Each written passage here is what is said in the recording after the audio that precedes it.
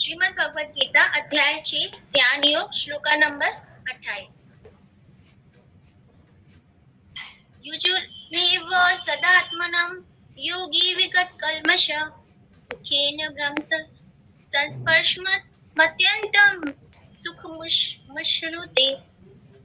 शब्दार्थ युयुज्रम योगाभ्यास में प्रवृत्त होना एवं इस प्रकार सदा सदैव आत्मनम स्व आत्मा को योगी जो परमात्मा के संपर्क में रहता है, विगत मुक्त कल्मश सारे भौतिक दूषण से, सुखे दिव्य सुख से, ब्रह्म स्पर्शम ब्रह्म के सानिध्य में रहकर अत्यंतम सर्वोच्च सुख को अनुशते प्राप्त करता है। तात्पर्य श्री प्रभुपाद द्वारा श्री प्रभुपाद की जय। इस प्रकार योगाभ्यास में निरंतर लगा रहकर आत्म संयम में योगी समस्त भौतिक कल्मश से मुक्त हो जाता है और भगवान की दिव्य प्रेम भक्ति में परम सुख को प्राप्त करता है। तो यहाँ पे ध्यान योग में भगवान हमें यही बता रहे हैं कि किस तरह अपने मन को हमने वश में अगर हमने वश में कर लिया तो हम आत्मसंयम योगी की तरह समस्त भौतिक कल्मशों से यानी कि सारे द्वंद्वों से हम मुक्त हो जाते हैं और हम कृष्ण भावना भवित बन सकते हैं। जैसे कृष्ण भावना भवित, जैसे कि इसमें जो भावना मेरा भी नाम है, मतलब इसमें यही बता रहे हैं कि फीलिंग्स या इमोशन यानी इमोशनली हमें भगवान से कैसे जुड़ना है, अपनी जो भावनाएं अपनी जो फीलिंग्स है उसको भगवान से कैसे जोड़ना है, अपने मनोभाव को भगवान से कैसे जोड़ना है। यही हमें भगवान यहाँ प्रभुपाद जी हमें सिखाने की कोशिश कर रहे हैं कि हमें कृष्ण भावना भवित बनना है, यानी कि पूर्णतः अपने जीवन को, अपने हर क्षण को, अपने जो समय है, हमारा जो जीवन है उसको पूर्णतः कृष्णमय बनाना है। उसी को कहते हैं कृष्ण भावना भवित, यानी कि जो हमारा जीवन है उसको हमें जो सेंटर पॉइंट है उसमें भगवान को रखकर हमें हर चीज उनको शरणागत कर ही करनी चाहिए। तो यहाँ पे यही बता रहे हैं कि जो योगाभ्यास में निरंतर लगा रहता है, यानी कि जो भगवान की भक्ति में अपने जो रेगुलर काम है, जो अपने हम डेली के अपने जो रूटीन काम है, जो जिस भी वर्णाश्रम में भगवान ने हमें भेजा है, हमारा जो जन्म हुआ है, जिस फैमिली में हुआ है, जो जिम्मेदारियां हमें मिली है, उनको निभाते हुए हम कैसे कृष्णमय बन सकते हैं, कृष्ण में जुड़ सकते हैं और कृष्ण को अपने जीवन में जोड़ सकते हैं। यानी कि अगर हमें जैसे दिव्य ज्ञान प्राप्त हो जाता है, जैसे कि आगे के 5 अध्यायों में भगवान हमें जो ये लाइन वाइज जैसे हम पढ़ते आ रहे हैं शुरू से, कि पहले अध्याय में भगवान हमें यही बता रहे हैं कि हमारे जो मोह है, हम उसको मोह को जो हम अपना ड्यूटी समझ लेते हैं वो मोह नहीं है, मतलब वो ड्यूटी नहीं है, लेकिन वो हमारे बंधन का कारण है। और दूसरे में भगवान हमें गीता का सार प्रदान करते हैं, जैसे कि हमें ये तो पता ही है कि जो भगवत गीता है वो वैदिक ग्रंथों का सार है। अगर हम सारे हमारे ना इतनी कहते हैं ना कि इतने सक्षम भी नहीं है और हमारी इतनी बुद्धि पर्याप्त भी नहीं है कि हम सारे वेदों को, ग्रंथों को पढ़ सके और समझ सके, लेकिन शॉर्ट फॉर्मूला जो प्रभुपाद जी ने हमें दिया है, श्रीमद् भगवद गीता यथारूप, अगर हम इसी को समझ लेते हैं, गीता के सार को समझ लेते हैं, तो हमें समझ में आ जाएगा कि हमें भगवान हमसे क्या चाहते हैं और हमारा इस धरती पर जन्म क्यों हुआ है, और सबसे बड़ी बात जो हमें मनुष्य योनि मिली है उसको हमें कैसे सार्थक बनाना है और कैसे भगवान के पास पुनः लौटना है। तीसरे में भगवान हमें कर्म करने के बारे में बताते हैं। चौथे में हमें दिव्य ज्ञान प्राप्त करते हैं कि कर्म करना है, फल की इच्छा नहीं करना। दिव्य ज्ञान प्राप्त करना है कि हमें ये पता चले कि हम कौन है और भगवान से हमारा संबंध क्या है। और 5वें में भगवान हमें यही बता रहे हैं कि कृष्ण भावना भवित कर्म करना है, यानी कि कर्म तो करना है, फल की इच्छा नहीं रखनी है, लेकिन वो कर्म करना कैसे है वो हमें यहाँ समझा रहे हैं। और अब 6 में ध्यान है, यानी कि अपनी जो इंद्रियों को भगवान की सेवा में लगा के कैसे हम भगवान को पा सकते हैं, वो हमें भगवान यहाँ पे स्टेप बाय स्टेप हमें बता रहे हैं, जो हम समझने का प्रयास कर रहे हैं। हरे कृष्णा। आत्म साक्षात्कार का अर्थ है भगवान के संबंध में अपनी स्वाभाविक स्थिति को जानना। आत्म साक्षात्कार का विज्ञान, जैसे कि हमने पहले भी ये बुक पढ़ी है, हमने पूरी नहीं की लेकिन थोड़े बहुत जो अध्याय हमने पढ़े हैं। जब हम पहली बार शचीपति प्रभु जी के पास गए थे कि हम दीक्षा के लिए ट्राई करना चाहते हैं, कि हम दीक्षा लेना चाहते हैं, तो उन्होंने हमें सबसे पहले यही कहा था कि आप सबसे पहले बुक जो पढ़नी है आपको यही पढ़ना है, कृष्ण भावना भवित कर्म और आत्म साक्षात्कार का विज्ञान। ये 2 बुक्स अगर आप पढ़ लोगे तो आप दीक्षा के लिए ट्राई कर सकते हो, यानी मतलब आप समझ सकते हो कि हमें कैसे कैसे कर्म करने चाहिए, मतलब कैसे हमें भक्ति में आगे बढ़ना चाहिए। तो ये चीज है कि जिससे आत्म साक्षात्कार का ज्ञान क्या है, भगवान को जानना, खुद को जानना, भगवान से हमारा संबंध को जानना। तो जिसे आत्म साक्षात्कार का ज्ञान हो गया है, भगवान से संबंध में अपनी स्वाभाविक स्थिति को जानना, मतलब वो कृष्ण भावना भवित बन सकता है। जी, आत्मा भगवान का अंश है और उसकी स्थिति भगवान की दिव्य सेवा करते रहना है, यानी कि जो हम क्या है, भगवान के अंश है। जो क्वालिटीज भगवान में है वही हमारे अंदर है, लेकिन पूर्णता नहीं है, थोड़ी बहुत है। लेकिन हमें कम से कम भगवान ने इतनी बुद्धि तो दी है। कहते हैं ना कि प्रभुपाद जी ने हमसे यही कहा है कि कम से कम मनुष्य को इतना समझदार तो होना ही चाहिए कि उसको ये समझ आए कि सही क्या है और गलत क्या है। और ये हमें कब आएगा, जब हम किसी गुरु की शरणागत होंगे, भक्तों का संग करेगा और हमें ये पता चलेगा कि हमें ये जीवन क्यों मिला है और हमें इसे कहाँ पे अपने जीवन को लगाना है। उसकी स्थिति भगवान की दिव्य सेवा करते रहना है। ब्रह्म के साथ ये दिव्य सानिध्य ही ब्रह्म संस्पर्श कहलाता है। ब्रह्म के साथ ये दिव्य सानिध्य ही, यानी कि भगवान के साथ दिव्य सानिध्य। ब्रह्म कौन है? भगवान। दो लोग होते हैं, जैसे कि जो ब्रह्म ज्योति में ही रह जाते हैं, मतलब भगवान में विलीन होना चाहते हैं, लेकिन उन्हें ये नहीं पता होता कि भगवान है कौन, वास्तविक भगवान कौन है। जैसे कि माता जी ने बताया था कि ब्रह्मभूत अवस्था, यानी कि जब हम भगवान को जान लेते हैं और उनके भगवान को हम पहचानने लगते हैं और खुद को पहचानने लगते हैं, जब हमें ये पता चल जाता है कि हमारा जो कर्तव्य है वो भगवान की सेवा करना ही है, तब हमें ब्रह्मभूत अवस्था प्राप्त होती है, यानी कि हमें हर चीज में सुख प्राप्त होता है। हमें कभी भी शोक का हम कभी भी किसी चीज के लिए दुखी नहीं होते, क्योंकि हमने देखा है कि दुख तो होता ही नहीं है। अगर हम जैसे मैंने पहले भी कहा था कि जब हम छोटे थे या हमने देखते हैं कि हम कर्मकांड ही थे, एक तरह से कहा जाए, तो हम जैसे किसी ब्राह्मण के पास जाते थे, अपनी कुंडली दिखाते थे या हाथ दिखाते थे कि भाई हमारे जीवन में आगे सुख है कि नहीं। जो भी दुख आता था हम उससे इतने विचलित हो जाते थे कि पता नहीं अब इससे पार कैसे पड़ेगा।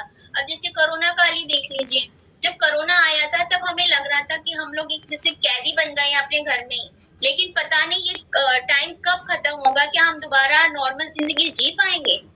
तो यही चीज है कि हम लोग हर चीज से इतने डर जाते हैं, लेकिन अब जब हमें ज्ञान हो रहा है, दिव्य ज्ञान जो प्रभुपाद जी ने हमें दिया है, यहाँ पे कृष्ण भगवान ने हमें दिया है, जिसको हम इतने सरल शब्दों में दिया है, जिसे हम समझ पा रहे हैं, अब हमें पता चलता है कि एक्चुअली दुख तो कुछ होता ही नहीं है। दुख जो होता है वो होती है हमारी मनोवृत्ति। अगर हम हर चीज को भगवान की कृपा समझकर एक्सेप्ट करते हैं, जो भी दुख सुख हमारे जीवन में आते हैं कि हमारे कर्मों का फल है, और अगर हम ये दुख हमारे जीवन में आया है तो इससे हमारे पाप कर्म नष्ट हो रहे हैं।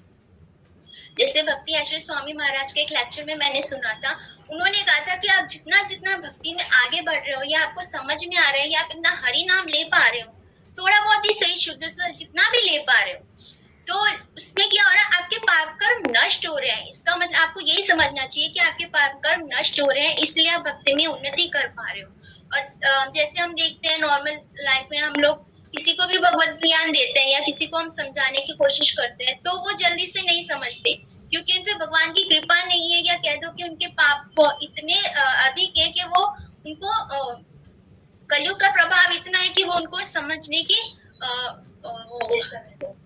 छूट नहीं दे रहा है। तो यही चीज है कि यहाँ पे जैसे गुरु महाराज ये बता रहे थे कि जैसे जो विष होता है वो चाहे इंटेंशनली खाया जाए या गलती से खाया जाए, या कोई आपको दे देता है या आप जानबूझ के खा रहे हो, वो असर तो करेगा ही ना, आपकी मृत्यु तो निश्चित ही है। तो इसी तरह से भगवत नाम है, चाहे आप रात पूर्ण ले रहे हो या मतलब शुद्धता से ले रहे हो, वो असर तो जरूर ही करेगा। तो वो हमें अंदर से शुद्ध तो जरूर ही करेगा।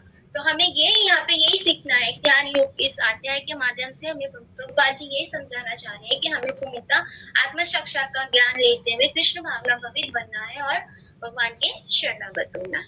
वही ब्रह्म के साथ ये दिव्य सानिध्य ही ब्रह्म संस्पर्श कहलाता है, यानी कि भगवान के सानिध्य में रह के, जैसे कि उसमें शब्दार्थ में लिखा है कि ब्रह्म के सानिध्य में रह के, यानी कि भगवान की शरण में रह के। जैसे कि यहाँ पे 18.66 में भगवान ने बताया कि सर्वधर्म परिचित, मतलब सारे धर्म को छोड़ के तुम मेरी शरण में आ जाओ, मैं तुम्हारा सब पाप नष्ट कर दूंगा। यहाँ पे यही भगवान हमें यही बता रहे हैं कि ब्रह्मानंद वही है जो मन को कंट्रोल कर लेता है और सतोगुण में स्थित हो जाता है, यानी कि जो अपने मन पे विजय पा लेता है वही कृष्ण भावनामृत बन सकता है। ब्रह्मानंद का ब्रह्मानंद को फील कर सकते, क्या बोलेंगे, ब्रह्मानंद को ग्रहण कर सकता है। यहाँ पे एक एग्जांपल हम ये लेते हैं, जैसे कि हम कहीं रास्ते में चल रहे हैं, हमारे पास एक बैग में 10-12 किलो वजन है, वो एक तरह से हमारे पाप समझ लीजिए। हम चल रहे हैं लेकिन हमारी स्पीड क्या है, स्लो है, हम धीरे धीरे चल रहे हैं, हमारी मतलब हमारी स्पीड भी कम है और उत्साह भी कम, क्योंकि हम इतने बोझ के अंदर दबे हुए हैं। लेकिन अगर वही हम बोझ को धीरे धीरे हल्का करते हैं और उससे क्या होगा, जब उस बैग को कहीं रख दें तो हमारी स्पीड भी डबल हो जाएगी और उत्साह भी। इसी तरह जो हम अपने पाप कर्म की गठरी को लेके अपने जीवन को जी रहे हैं, इस तरह हम धीरे धीरे कृष्ण भावना बनते हैं, भगवान का नाम लेते हैं, भगवान को याद करते हैं पल पल, तो हम अपने धीरे धीरे पाप कर्म की गठरी को भी कम करेंगे, अपने पाप पुण्य के चक्र से भी कम बचेंगे और जन्म मृत्यु के चक्र से भी बच जाएंगे। तो हमारा जो उत्साह और स्पीड है वो ऑटोमेटिकली बढ़ जाएगी, यानी कि जो हमारा उद्देश्य है, यानी कि जो भगवान को पाना, हम उसमें और ज्यादा उत्साहित होकर भाग ले सकें। और इसी स्टेज को ब्रह्मभूत अवस्था कहा जाता है।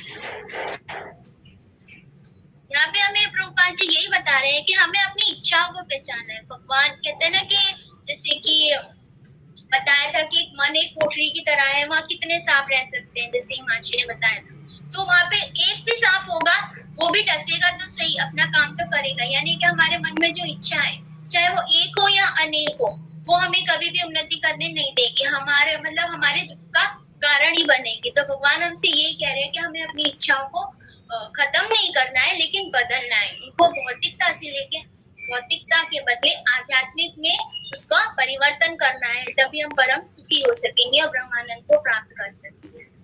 श्रीमद् भगवद गीता अध्याय 6 श्लोका नंबर 29। सर्वभूतस्थमात्मनां सर्वभूतानि चात्मनि इष्यते योग युक्तात्मा सर्वसमदर्शन। शब्दार्थ श्री प्रभुपाद द्वारा। सर्वभूतस्थम सभी जीवों में स्थित, आत्मनम परमात्मा को, सर्व सभी, भूतानि जीवों को, च भी आत्मनि आत्मा में, इष्यते देखता है, योग युक्त आत्मा कृष्ण चेतना में लगा व्यक्ति, सर्वत्र सभी जगह, समदर्शन समभाव से देखने वाला। वास्तविक योगी जीवों में मुझको तथा मुझ में समस्त जीवों को देखता है। निसंदेह स्वरूप से व्यक्ति मुझ परमेश्वरी सर्वत्र को देखता है। जैसे कि हमने पिछले उसमें भी कृष्ण भावना कर्म में भी हमने यही पढ़ा था कि जो व्यक्ति हर व्यक्ति में, हर जीव में भगवान के दर्शन कर लेता है, वो ही पूर्णता ब्रह्मभूत अवस्था में उसको व्यक्ति को कहा जा सकता है, यानी कि हर जीव में वो भगवान के दर्शन कर सकता है। ब्रह्मभूत अवस्था प्राप्त करने के बाद ही संसार को कैसे देखना है, वह यहाँ इस श्लोकों में हमें प्रभुपाद जी बता रहे हैं कि यानी कि जब हम ब्रह्मानंद की स्थिति को प्राप्त कर लेते हैं, यानी कि हम हर चीज में भगवान की कृपा को समझने लगते हैं, हर जीव में भगवान के दर्शन कर लेते हैं, यानी हम हमारे जो संसार को देखने की जो दृष्टि है वो हमारी बदल जाती है। पहले हम लोग जैसे अगर कोई हमें बुरे वचन कह दे या कोई हमारा कुछ गलत कर दे तो हम क्या करते थे, उस पर क्रोध करते थे, या हम उससे बोलेंगे नहीं, या मतलब जो भी है कि हम हमारे अंदर थोड़ी बहुत जो जैसे ईर्ष्या द्वेष या क्रोध कह लो, हम क्रोध करने लग जाते थे। जैसे कोई कुत्ता ही है, अगर वो हमारे घर में घुस जाएगा तो क्या हम उसको प्यार करेंगे? नहीं, उसको मार के या लाठी से या किसी से उसको भगाएंगे।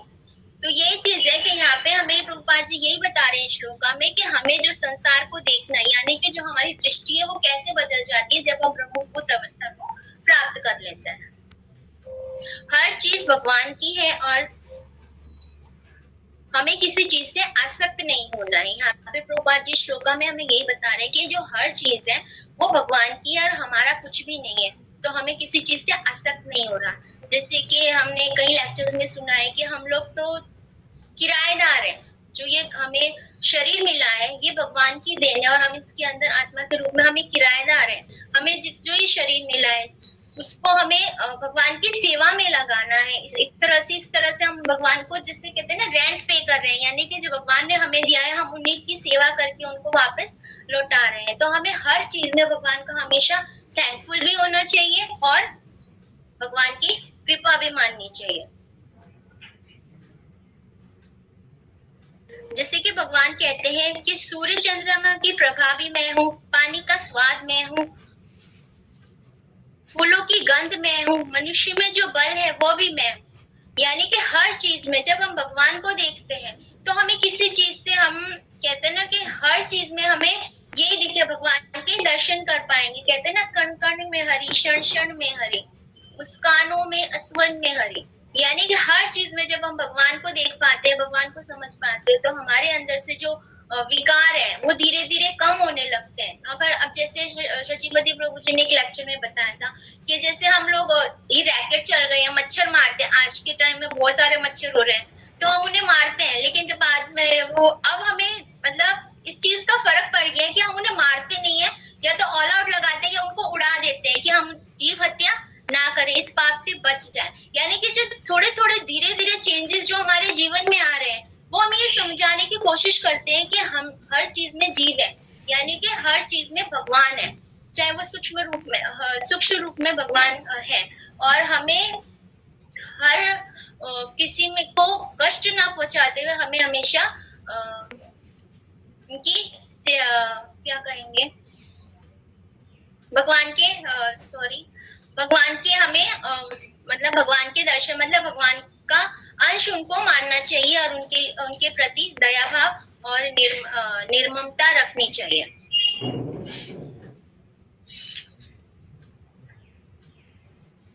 जैसे कि हमने देखा है कि भगवान हर चीज में है, तो भगवान अगर अपनी पावर को खींच लेते हैं तो हर चीज व्यर्थ हो जाती है। जैसे आत्मा के रूप में कहते हैं ना कि 10,000 जो बाल का जो 10,000वां हिस्सा होता है उससे भी सूक्ष्म होती है आत्मा। यानी कि जब वो आत्मा हमारे शरीर से निकल जाती है, चाहे वो कितना ही हेल्दी हो या चाहे कितना ही कमजोर हो, तो भी वो शरीर क्या होता है, व्यर्थ हो जाता है। इसी तरह हमें समझना चाहिए कि हर चीज में कहते हैं ना कि जैसे नीमाई बंधु प्रभु जी ने हमें बताया था कि हमारे हर अंग के भी देवता होते हैं। अगर उनकी, जैसे मैं बोल रही हूँ, अगर वो देवता मुझ पे प्रसन्न नहीं है तो मैं बोल भी नहीं पाऊंगी। तो यानी कि यही चीज है कि हमें हर चीज में भगवान की कृपा समझनी चाहिए कि हम जो भी कार्य भी कर पा रहे हैं वो भी भगवान की एक तरह से कृपा ही है, तभी हम ये कर पा रहे हैं। तो कभी भी हमें अपने परम भोक्ता हमको खुद को नहीं मानना चाहिए, हमें यही मानना चाहिए कि भगवान की कृपा ही है, तभी हम ये काम सरलता से और अच्छी तरह हम ये कर पा रहे हैं। नहीं तो भगवान की कृपा नहीं होगी तो हम ये आज हरि नाम भी नहीं ले पाएंगे, ये क्लासेस भी नहीं कर पाएंगे और अपना जीवन भी नहीं जी पाएंगे। अब जैसे प्रभुपाद जी का एग्जाम्पल हम समझ सकते हैं कि जैसे प्रभुपाद जी हैं, वो उन्होंने जैसे भक्ति आश्रय स्वामी महाराज जी अपने लेक्चर में बता रहे थे प्रभुपाद जी का ग्लोरिफिकेशन, कि जब उन्होंने इंडिया में प्रचार करना चाहा, back to Godhead magazine उन्होंने सड़कों पे चल चल के बांटी, बहुत प्रयास किया, अबाउट 25 से 30 साल तक उन्होंने बहुत संघर्ष किया ताकि वो भगवत नाम का प्रचार कर सके, लेकिन वो असफल रहे। क्यों? जब उनको बाद में उनको रियलाइज हुआ कि जो मेरे गुरु का आदेश था कि मुझे पाश्चात्य देशों में जाके भगवान का प्रचार करना है, तो वो सिर्फ 40 रुपए लेके, जैसे नौरोजी भाई ने, आप इतनी एज के हो चुके हैं, आप वो शिप में ट्रैवल करेंगे तो हो सकता है आपकी तबीयत खराब हो जाए और 1 महीना सरवाइव करना बहुत ही मुश्किल होता है।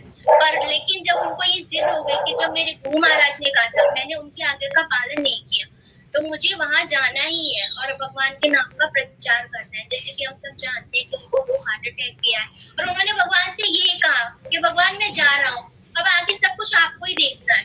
तो वहां जाकर उनको अग्रवाल फैमिली मिली, उन्होंने धीरे धीरे प्रचार कार्य शुरू किया और उनको सफलता भी मिली। तो वो किस लिए हुई? उन्हें कृष्ण कृपा मूर्ति क्यों कहा जाता है? इसीलिए कहा जाता है कि कृष्ण की पूर्णता उन पे कृपा थी तभी वो कार्य को संभव कर पाए और हमें ये सब बुक्स दे पाए, हमें वेद दे पाए, ताकि हम जैसे जीव भी अपने जीवन को सफल बना सके, अपने जीवन को समझ सके। वो चाहते तो, उनको तो पूर्णतः ज्ञान था, वो तो भगवान के अनुयायी थे, भक्त थे, वो अकेले में रह के भी अपनी भक्ति को और आगे बढ़ा सकते थे, लेकिन उन्होंने हमारे जैसे बद्ध जीवों का उद्धार करने का सोचा, तभी उन्होंने इतना बड़ा कार्य किया।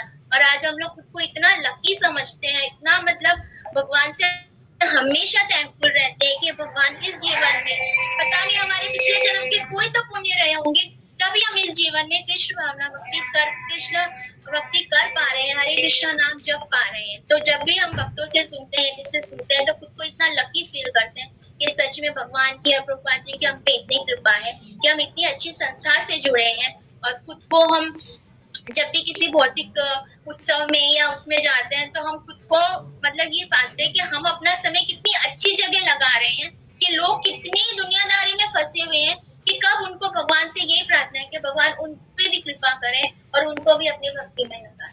हरे कृष्ण। तात्पर्य पढ़ते हैं श्री प्रभुपाद द्वारा। श्री प्रभुपाद की जय। कृष्ण भावना भवित भक्ति योगी पूर्णतः दृष्टा होता है, क्योंकि वह ब्रह्मभूत कृष्ण को हर प्राणी के हृदय में परमात्मा रूप में स्थित देखता है। यानी कि जो कृष्ण भावना में व्यक्ति होती है वो पूर्णतः दृष्टा, यानी कि उसकी जो कहते हैं ना कि दिव्य ज्ञान, आंखें खुल जाती है, उसको ये समझ में आ जाता है कि परब्रह्म कृष्ण हर प्राणी के हृदय में परमात्मा के रूप में स्थित है। ईश्वर सर्वभूताना हृदयेषु अर्जुन तिष्ठति। अपने परमात्मा रूप में भगवान एक कुत्ते तथा एक ब्राह्मण दोनों के हृदय में होते हैं। पूर्ण योगी जानता है कि भगवान नित्य रूप में दिव्य है और कुत्ते या ब्राह्मण में स्थित होने पर भी भौतिक रूप से प्रभावित नहीं होते। यानी कि भगवान हर कण में है, चाहे वो कुत्ता हो या ब्राह्मण हो, वह किसी भौतिक रूप से प्रभावित नहीं होते। यानी कि भगवान को इससे कोई फर्क नहीं पड़ता कि वो जीव पशु है या मनुष्य है, भगवान हर पर किसी पे दयालु होते हैं और भगवान हर किसी के रूप में, हृदय में परमात्मा के रूप में स्थित है। यही भगवान की परम निरपेक्षता है, यानी भगवान किसी में ऊंचे नीचे का, छोटे बड़े का, या कहते हैं कि जानवर का और या इंसान का, इसका भगवान कभी भी भेद नहीं करते, वो हमेशा परम निरपेक्षता है। यद्यपि जीवात्मा भी एक हृदय में विद्यमान है। जीवात्मा यानी कि आत्मा, यानी कि किसी में आत्मा नहीं होगी तो वो जी नहीं सकता। जैसे चाहे वो पेड़ पौधे हो, जीवाणु हो, जलचर हो या हम मनुष्य, सब में आत्मा के रूप में आत्मा के रूप में जीवात्मा स्थित है, किंतु वह एक साथ समस्त हृदयों में सर्वव्यापी नहीं है। यानी कि जो आत्मा है वो व्यष्टि है और जो परमात्मा है वो समष्टि है। यानी कि जो जीवात्मा है वो एक शरीर में एक ही है, लेकिन जो भगवान है वो हर जीव में व्याप्त है। यहाँ पे यही बता रहे हैं प्रभुपाद जी, किंतु एक साथ समस्त हृदयों में सर्वव्यापी नहीं है। यानी जीवात्मा सब में सर्वव्यापी नहीं है, लेकिन जो भगवान है परमात्मा रूप में सब में सर्वव्यापी है। आत्मा तथा परमात्मा की यही अंतर है। जो वास्तविक रूप में योगाभ्यास करने वाला नहीं है वह इसे स्पष्ट रूप में नहीं देखता। योगाभ्यास यानी कि जो ये व्यक्ति जिसको आध्यात्मिक ज्ञान नहीं है वो ये चीज को स्पष्ट रूप में नहीं देख पाता। वो हर चीज में खुद को ही परम भोक्ता या खुद को ही भगवान मानता है। लेकिन जो कृष्ण भावना भवित है वो हर चीज में भगवान को देख सकता है। एक कृष्ण भावना व्यक्ति कृष्ण को आस्तिक तथा नास्तिक दोनों में देख सकता है। यानी कि जो कृष्ण भावना व्यक्ति है वो कृष्ण को यानी कि भगवान को हर चीज में आस्तिक तथा नास्तिक, चाहे वो भगवान का भक्त हो या भगवान का भक्त ना हो, नास्तिक हो, वो भौतिकता में लिप्त हो, तो भी उसमें भगवान के दर्शन कर सकता है। स्मृति में इसकी सृष्टि इस प्रकार हुई है। तत्ववाच मातृवाच आत्मा ही परमो हरि। भगवान सभी प्राणियों में का स्रोत होने के कारण माता और पालनकर्ता के समान है। यानी कि भगवान, हमने देखा है कि भगवान हर चीज के कारण, सब कारण कारणम है, यानी कि भगवान ही सबके पालन करता है। हम जैसे बचपन से यही सुनते आ रहे हैं कि जन्म लेने से पहले ही भगवान ने हमारी रोटी का इंतजाम कर रखा है, जो माँ होती है, यानी कि माँ और पिता के रूप में। माँ क्या होती है? जो हमें पोषण देती है, और जो पिता होते हैं वो हमारा पालन करते हैं। यानी कि माता पिता के रूप में भगवान हमेशा ही हमारा संरक्षण करते हैं, हमें हर चीज प्रदान करता है। जिस प्रकार माता अपने समस्त पुत्रों के प्रति संभाव रखती है, उसी प्रकार परम पिता या माता भी रखता है। फलस्वरूप परमात्मा प्रत्येक जीव में निवास करता है। यानी कि यही बता रहे हैं यहाँ पे प्रभुपाद जी, चाहे वो भौतिकता में लिप्त व्यक्ति हो या आध्यात्मिकता में, चाहे वो कोई जीव कीटाणु हो या पेड़ पौधे हो, या भगवान हर किसी का ध्यान रखते हैं। जैसे कि पेरेंट्स अपने बच्चों का ध्यान रखते हैं, उनको हर चीज प्रोवाइड करते हैं, उनके लिए जो बेटर है उनको वो देते हैं। लेकिन कई बार कहते हैं ना कि जो कपूत बच्चे होते हैं या जो बिगड़े हुए बच्चे होते हैं, वो पेरेंट्स के मतलब के प्रति कृतज्ञ नहीं होते। वो ये नहीं समझते कि जो पेरेंट्स हमारे लिए कर रहे हैं वो हमारे लिए कितना, हमारे लिए वो क्या बोलेंगे, नहीं हमें मतलब उसके लिए कितना थैंकफुल होना चाहिए कि जो हमारे पेरेंट्स हमारे नहीं कर रहे हैं। वो जैसे जिनके पेरेंट्स नहीं होते, उनमें जो अभाव होता है वो उस चीज को नोटिस नहीं करते, क्योंकि वो उनको पूर्णतः ज्ञान नहीं होता। जैसे कि हम ये कहेंगे कि उसी प्रकार परम पिता माता भी रखता है, फलस्वरूप परमात्मा प्रत्येक जीव में निवास करता है। यानी कि परमात्मा के रूप में भगवान हर जीव में निवास करते हैं और उनका पोषण करते हैं, चाहे वो उनके उन्मुख हो या विमुख हो। यानी जैसे हमने देखा था कि एक पेड़ पे दो पक्षी बैठे हैं, जो कृष्ण भावना भवित होते हैं, जो आध्यात्मिकता में उन्नत होते हैं, वो देख पाते हैं कि परमात्मा हमारे हृदय में बैठे हैं और वो उनकी सेवा में तत्पर हो जाते हैं। लेकिन जो उनसे उन्मुख है वो बौद्धिकता में लिप्त रहते हैं और खुद की इंद्र तृप्ति में लगे रहते हैं, क्योंकि अब भगवान उनका पोषण नहीं करते, भगवान उनके पे कृपा नहीं करते हैं। तो इसी तरह से यहाँ पे यही बता रहे हैं कि जो परमात्मा है, जो भगवान है, वो एक माता पिता की तरह अपने बच्चों की हर इच्छा को पूरी करता है। भगवान ने हमें मनुष्य जीवन दिया ही इसलिए कि तुम जाओ, नीचे जाओ और अपनी इच्छाओं को पूर्ण करो। हमारे कर्मों के हिसाब, हमारे गुणों के हिसाब से हमको जन्म मिलता है। तो वही यहाँ पे ये बता रहे हैं कि भगवान ने हमें जो जन्म दिया है, चाहे वो हम भौतिकता में हो या आध्यात्मिकता में हो, भगवान हर जीव में परमात्मा के रूप में सब में निवास भी करते हैं और उनपे कृपा भी करते हैं। बाह्य रूप से भी प्रत्येक जीव भगवान की शक्ति, भगवत शक्ति में स्थित है। जैसा कि 7वें अध्याय में बताया जाएगा, भगवान की दो मुख्य शक्तियां हैं, परा तथा अपरा। जीव पराशक्ति का अंश होते हुए भी अपरा शक्ति से बद्ध है। यहाँ पे यही बता रहे हैं कि जीव पराशक्ति है, यानी कि हम जीव भगवान के अंश हैं, लेकिन हम अपरा शक्ति से बद्ध है। अपरा शक्ति क्या हो गई? अपरा शक्ति यही हो गई, अग्नि, जल, आकाश, वायु, ये अपरा शक्ति है। जैसे कि हम देखते हैं कि 7वें अध्याय के 5वें श्लोक में भगवान हमें बता रहे हैं कि हे महाभाग अर्जुन, किसके अतिरिक्त मेरी अन्य पराशक्ति है जो उन जीवों के युक्त है जो इस भौतिक अपरा प्रकृति के साधनों का विदोहन कर रहे हैं। विदोहन मीन्स मिसयूज कर रहे हैं, यानी कि यहाँ पे बताया गया है कि भौतिक प्रकृति के दोनों रूप, स्थूल पृथ्वी, सूक्ष्म मन, अपरा शक्ति के प्रतिफल है।